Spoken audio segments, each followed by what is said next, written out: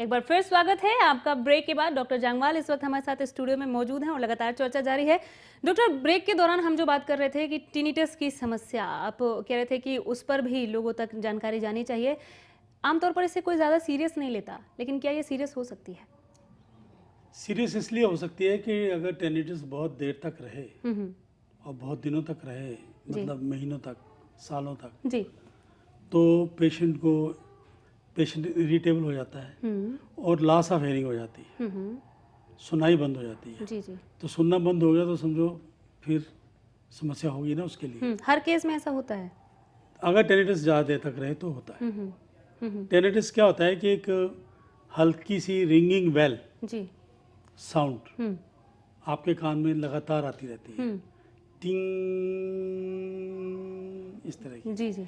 इसकी फ्रीक्वेंसी थोड़ी कम भी होती है, किसी को कम होती है, किसी को ज़्यादा होती है। जिसको ज़्यादा होती है उसको तो रात को नींद भी नहीं आती, जी। उनको तो रात को नींद की दवाई भी देनी पड़ती है। तो ये बहुत सी चीज़ों से होता है, एज से होता है, जी। नर्वस सिस्टम कमज़ोर होने से होता है, ये जो तंबाकू वगैरह का सेवन है इससे होता है, स्मोकिंग से होता है। तो इन सब चीज़ों से ये टेनिटस जो है ये बढ़ता है। आपने जो वजह बताई उसमें पहले आप एज बोले, तो क्या किसी एक एज के बाद ये समस्या शुरू होती है? जनरली आफ्टर 60s, 60s से पहले अगर किसी को टेनिटस होता है तो वो कोई दूसरी वजह हो सकती है। वैक्स का जमा हो जाना हो सकता है, स्मोकिंग की वजह से हो सकता है। और बेसिकली ये नर्वस इरिटेशन है जी। क्योंकि कान का जो हेयरिंग पोर्शन है, जो सुनने वाला पोर्शन है, वो सारा नर्वस सिस्टम का होता है जी। और जो दूसरा पोर्शन है, जैसे टेलीफोन सिस्टम है, जो दूसरा पोर्शन है वो सारा कंडक्टिव सिस्टम है, कंडक्शन सिस्टम है। जी। यानी कि ये पिना से लेके बाहर के कान से लेके अपने पर्दे तक, फिर पर्दे से लेके आगे कॉकलिया तक, जी। ये सारा कंडक्टिव सिस्टम होता है। कॉकलिया जैसे है वो नर्वस सिस्टम में आ जाता है, कॉकलिया से शुरू हो जाता है, फिर आगे नर्वस सिस्टम शुरू हो जाता है। जी जी। तो ये बेसिकली ये होता है कि जो एकॉस्टिक नर्व होती है, जिसको हम सुनाई की नर्व बोलते हैं, और जो कॉकलिया होता है जिसको हम सुनने का यंत्र बोलते हैं जी। तो उनमें वीकनेस आ जाती है, क्योंकि ब्लड सप्लाई उनको पूरी नहीं मिल पाती जी। जिसकी वजह से मतलब वो वीक हो जाते हैं और ये साउंड आदमी को आती है। बाकी कुछ बीमारियां भी हैं, जैसे कोई ब्रेन ट्यूमर या कोई इस तरह की मेटास्टेटिक ट्यूमर, उसकी वजह से भी टिनिटस, वो जाके उस नर्व के पास कहीं उसको इरिटेट करती रहे, जी जी, तो उससे भी टिनिटस। जी। कविता हमारे साथ काफ़ी देर से फोन लाइन पर मौजूद हैं, उनका सवाल यहाँ पर ले लेते हैं। डॉक्टर गुड़गांव से जुड़ी हैं हमारे साथ। कविता, पूछिए अपना सवाल। हेलो मैम, नमस्कार। नमस्कार, कैसी हैं आप? हाँ ठीक है मैम, आप कैसे हो? बहुत बढ़िया, बहुत बढ़िया। पूछिए अपना सवाल। मैम, मेरी नाक की हड्डी में दर्द रहता है, आंखों के पास जो हड्डी होती है ना उसमें दर्द रहता है, और ऐसा लगता है जैसे अंदर की तरफ खींच रही हो। चेक करवाया आपने कभी? हाँ जी, नहीं टेस्ट नहीं करवाया, बस दवाई ली थी, उससे कुछ आराम नहीं पड़ा, ऐसे ही रहती हूँ बस, और सिर में दर्द रहता है। और कब से ये समस्या है कविता आपको? मैम मेरे को ये साल भर से, लेकिन कभी कभी बीच में साल भर से तो कभी कभी हो जाती है, लेकिन अब 2 महीने से रेगुलर रहती है। चलिए डॉक्टर, समझ लिया आपने इनका सवाल। क्या उनके आँख के पास, नाक की हड्डियों में जो आप बता रहे थे अभी थोड़ी देर पहले वॉश करने के लिए, साइनस से रिलेटेड, उसमें दर्द रहता है। उन्होंने चेक नहीं करवाया, अपने आप उन्होंने मेडिसिन ली, मतलब आँख के दर्द से बचने के लिए। आँख के नीचे, नाक के पास। नाक के पास जी। दोनों साइड में होता है, एक साइड में? दोनों साइड में है।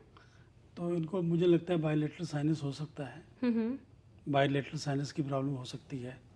एक्सरे कराएं अपना साइनस का जी, और फिर किसी डॉक्टर को दिखाएं अच्छी तरह से। लेकिन स्टीम इनहेलेशन अगर ये भी करें, खाली भाप दिन में 3 बार लें, घड़ी देख के 10 मिनट सुबह, 10 मिनट दोपहर को, 10 मिनट रात को, जी। स्टीम, प्लेन स्टीम लें, कोई जरूरत नहीं उसमें विक्स वगैरह डालने की, कुछ भी डालने की जरूरत नहीं जी। तो I think she will get much relief. अच्छा, उनको इससे आराम मिलेगा अगर वो स्टीम लेती हैं? अगर साइनस होगा तो जरूर आराम मिलेगा। जयकिशन इस वक्त फोन लाइन पर हमारे साथ मौजूद हैं, इनका सवाल यहाँ पर लेते हैं। जयकिशन जी, नमस्कार। नमस्कार जी। एक लड़का है जी, वो 8-9 साल का। हेलो। हाँ जी, हाँ जी, सुन रहे हैं। उसकी नाक में रुकावट आ जाती है जी, कई बार। नाक में क्या आती है? रुक जाती है नाक, सूते की नाक बंद हो जाती है उनकी, ये कहना ये चाह रहे हैं? नाक बंद हो जाती है? हाँ जी, बंद हो जाती है सोते सोते कई बार। तो अच्छा जी, अच्छा अच्छा। कितने साल का है? 8-9 साल का है जी। अच्छा, तो वो लड़का आपका लड़का है? हाँ, मेरा खुद का लड़का है। जब रात को सोता है मुंह खोल कर सोता है या मुंह बंद करके सोता है? मुंह बंद करके सोता है जी। बस होगी समस्या इनकी हाल। जी। बेसिकली उस बच्चे को टांसल है और उसको नेजल टांसल भी है।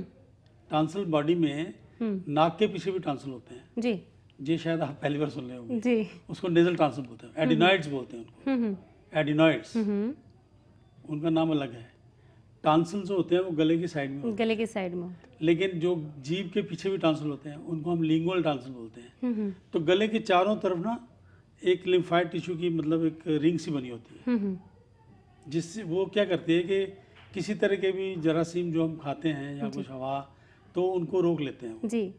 टांसल। लेकिन टांसल जब खुद इन्फेक्टेड हो जाता है and it become a reservoir for other disease, जी। तो तब उसको निकालना ही जरूरी है।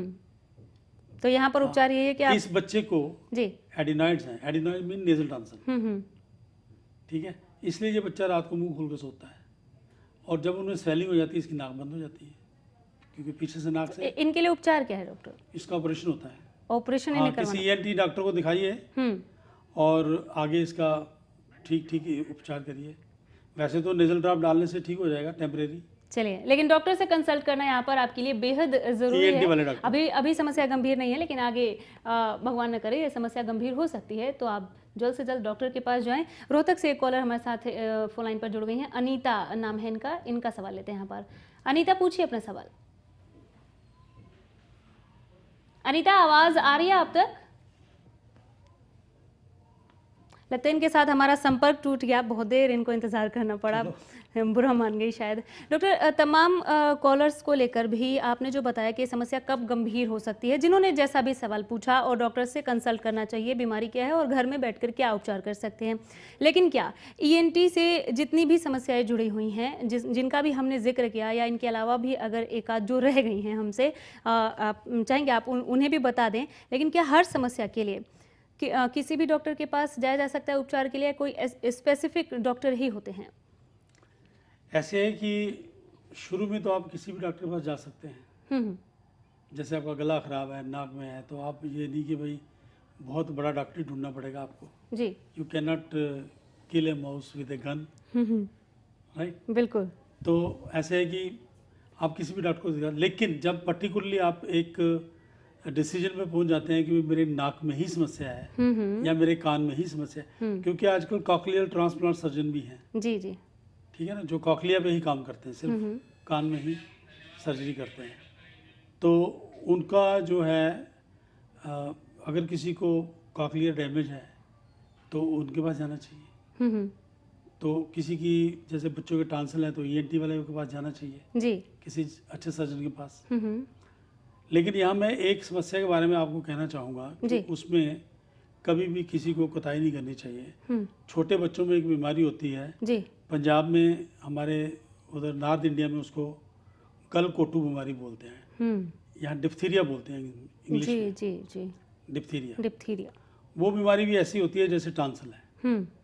लगता है कि बच्चे का गला खराब है, टांसल है, लेकिन 1-2 दिनों के अंदर अंदर ही बच्चा काफ़ी ज़्यादा सीरियस हो जाता है, ढीला हो जाता है और सांस की लेने की प्रॉब्लम हो जाती है जी। उसका। जब वो मुंह खोलता है तो अंदर वाइट आपको दिखेगा, मतलब तालू वाइट हो गया है, जीभ वाइट हो गई है, पीछे वाइट हो गया उसके, वाइट पैच जी, जैसे मलाई लगी होती है, मतलब इस तरह की मेमोरी सी बन जाती है। तो इन दैट केस, ऐसे केसेस में गांव में हो या घर में हो या कहीं भी हो शहर में, उसमें बिल्कुल रिस्क नहीं लेना चाहिए। फटाफट बच्चे को किसी अच्छे अस्पताल में पहुंचाना चाहिए, क्योंकि उसमें क्या होता है कि बच्चे की जो सांस की नली होती है ना जी, वो मुश्किल से, ये छोटी उंगली से भी छोटी होती है, इस उंगली से छोटी होती है जी जी, गोलाई में। तो इसके अंदर जब एयर एंट्री बंद कर देती है वो मेम्ब्रेन जी, सूज जाती है, थोड़ी वैसे बंद हो जाती है, कुछ वो मेम्ब्रेन उसको डैमेज कर देती है, और ऊपर से डिप्थीरिया जो होता है उसका सेप्टिसीमिया हो जाता है बच्चे के अंदर। जी, तो इमीडिएटली बच्चे को वैक्सीन लगती है, एंटी डिप्थीरिक दवाई लगती है, और कई बार तो एक बार यहाँ पर ट्यूब भी डालनी पड़ती है, गले के अंदर सीढ़ी डालनी पड़ती है। ये सीढ़ी डालने से बच्चा सांस लेना शुरू कर देता है। तो in that is a very emergency condition. In that case one should immediately go to the hospital. आपने जो सिम्टम्स पहले बताए, जब वही दिखने लग जाए तभी डॉक्टर के पास चले जाना चाहिए, क्योंकि ये बहुत ही गंभीर बीमारी है। बहुत बहुत शुक्रिया डॉक्टर, बहुत ही अच्छी चर्चा रही, और शुक्रिया इसलिए भी कि आपने अपना कीमती वक्त हमें दिया, हमारे दर्शकों के लिए दिया, स्टूडियो में आए, इसके लिए आपका बहुत बहुत धन्यवाद। इसके साथ ही हेल्थ गुरु में आज के लिए फिलहाल इतना ही। अगले रविवार शाम 4 बजे फिर हाजिर होंगे एक नई टॉपिक, एक नए विषय के साथ। तब तक के लिए खबरों का सफर जारी है, आप देखते रहिए खबरें अभी तक। नमस्कार।